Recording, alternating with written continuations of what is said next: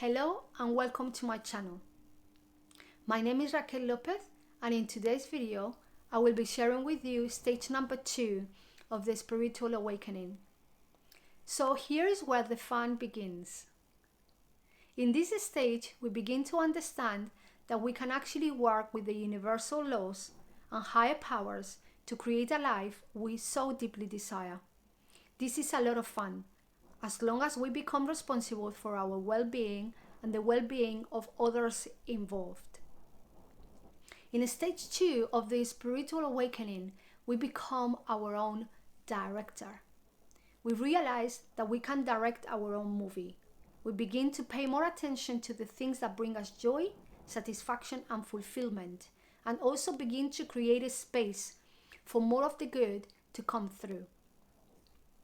In order for you to understand the concept of creating a space, I'd like you to imagine that you are a hoarder, or however you say that word. Imagine you are one of these compulsive people who collects and accumulates stuff, thinking that one day they may be useful, when in reality, those things will never be used. Well, if you keep bringing stuff into your home, what's going to happen? The answer is obvious. Your space will become a nuisance. You will have less air to breathe, less space to move, more dirt to clean, and even the people you invite over for dinner will feel very uncomfortable whilst being in your environment. This is exactly what happens when we do not clear the space in our life. When we are in stage 2, we begin to eliminate the toxicity in our lives so that more of the beneficial stuff can reach us. Here is where our desire to heal becomes our number one priority, because we understand that we hold the power to do so, and that other healing modalities can only offer temporary pain relief, because the issue isn't at the physical level, but at the soul level, which so far has been ignored, dismissed, and possibly fragmented in the first place.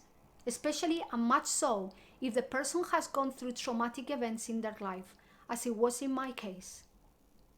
And why at the soul level, you may ask? Well, because our soul knows better. The soul has no limitations. The soul operates from truth. The soul is the superconscious. Entering in stage 2, we notice that we are not our thoughts. But even though we are not our thoughts, we can ultimately alter them to benefit us, to support rather than to hinder us. Here's where we recognize certain patterns of behavior, and even perhaps with the help of a coach, we begin to unravel some of our limiting beliefs, because without changing those beliefs, no change, no healing, no actual growth can take place. When we are in stage 2, we begin to integrate powerful tools, because we know that we can biohack the body-mind paradigm. We know that our mind influences our reality. Now, I'd like to briefly explain that there are 3 states of mind and 5 types of brain waves our brains produce. Depending on which activity we engage in, the brain activates these waves accordingly. Beta is our wake state, our alertness, and is beneficial to navigate through the net, do research work, and chat to people. But if our brain is constantly on this beta state, it can manifest in anxiousness, hypervigilance, agitation, irritability, and that is the opposite of what we are aiming at in our personal growth journey. Those symptoms will manifest in other ailments. We want to increase our consciousness, not decrease it. And it is for this reason that we begin to see life events, i.e., the challenges and obstacles we face in life, happening for us, for our own good, rather than to us, as it is the case for those who are still at number 1. Their level of consciousness is very low, and they have very little awareness of the journey they are going through. In stage 2 of the spiritual awakening, we have already done extensive work on ourselves, what we like and dislike. We also value and utilize the most precious resources that are granted to us on a daily basis, and that many take for granted. More on these precious resources on another video. Being in stage 2 is where we have an innate knowing that we can achieve incredible things in life. We are drawn to people that are growing too, perhaps even ahead of the game. And we begin to tap into our inner power. We take massive action steps to manifesting a life that's congruent with our desires. We have little interest in negativity and even begin to distance ourselves from the people who are operating at a lower consciousness level. And this has nothing to do with us believing they are less than us, but because we know that to tap into our full potential, achieve the things we desire in life, and experience love, inner peace, and joy, we must leave behind those who have still not up-leveled their consciousness and still have to learn some lessons that were presented to them at level 1. If they are dragging you down, you will not be able to grow and prosper. It is as simple as that. In level 2, we begin to work on our belief system because it is due to these beliefs and the programs in our subconscious mind that we are unable to take our life to the next level. The bullying we've experienced at the school, the emotional shame and guilt we felt as a child, and all the programming that's been instilled from our culture, family, religion, and the education system, just to name a few, play a role in the life we are living today. We cannot heal at a physical level alone because we are much more than just a physical body. I was brought up in a Catholic family. My parents would make us go to church on Sundays. I was baptized, did the catechesis and the communion, but at the age of 13 I began to ask deep questions and challenge my parents to the beliefs that they were imposing on me.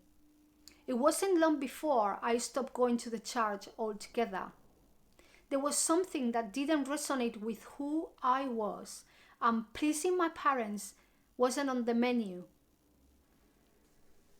There is a big difference between believing in something because it was indoctrinated upon us and believing in something greater than us because we have developed a meaningful connection through personal experiences. That's a big, big difference. It is because of the programs I've mentioned that distance ourselves from who we truly are, and our job is to recode ourselves so that we can become once again authentic. We must delete the memory that's not of use to us any longer. At the stage 2 of this spiritual awakening, we begin to use our mind and create some practices that help us imagine the kind of life we desire. We use certain rituals that help us bend our reality. It is worth remembering that there are varying degrees of these stages of awakening. So some people might be at level 2.3 or 1.8 or 3.2. You get what I mean?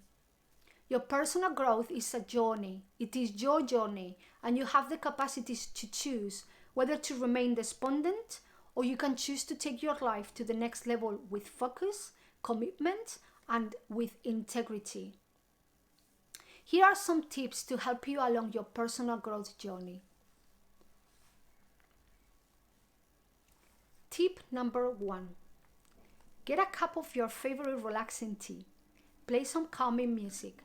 Grab pen and paper, close your eyes, and let yourself recall being a child. What did you like doing? What activities brought you joy? What were you drawn to when you were a child?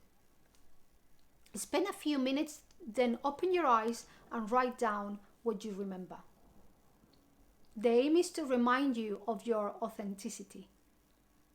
To take it a step further, ensure you engage in at least some of the activities you like doing as a child. Tip number 2. If you have a hard time saying no to people, spend 3 minutes per day visualizing saying no to them, but make sure you write down why you like to say no.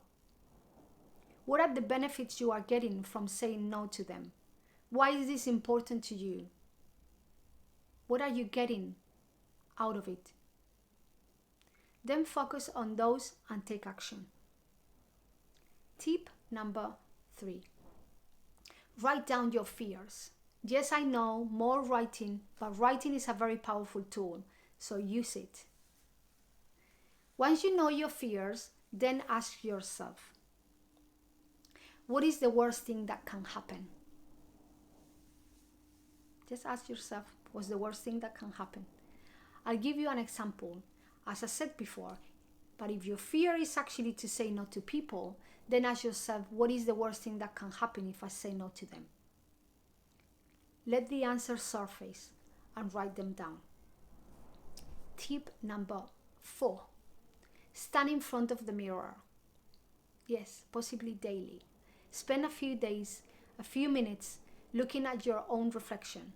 Then whilst looking in the mirror, say to yourself, I love you.